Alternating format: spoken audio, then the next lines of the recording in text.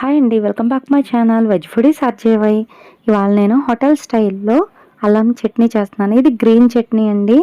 ఇది మనకి ఇడ్లీలోకి, దోశలోకి, పెసరట్లోకి అన్నిటిలోకి పర్ఫెక్ట్ కాంబినేషన్ అండి. ఇది మనం కొంచెం గట్టిగా చేసుకుంటే రైస్లో కూడా చాలా బాగుంటుంది. ఇప్పుడు ఈ రెసిపీలోకి వెళ్ళిపోదాం. ఇది చాలా సింపుల్ రెసిపీ అండి.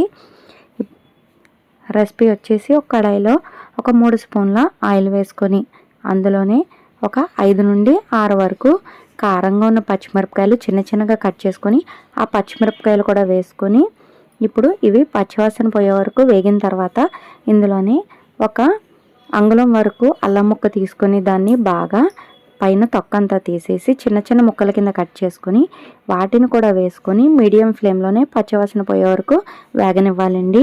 ఈ రెండు వేగిన తర్వాత వీటిని ఒక గిన్నెలో తీసుకొని ఇది బాగా చల్లారనివ్వాలండి. ఇది వేడిగా ఉండగా మిక్సీ పట్టకూడదండి, టేస్ట్ అన్నది పోతుంది.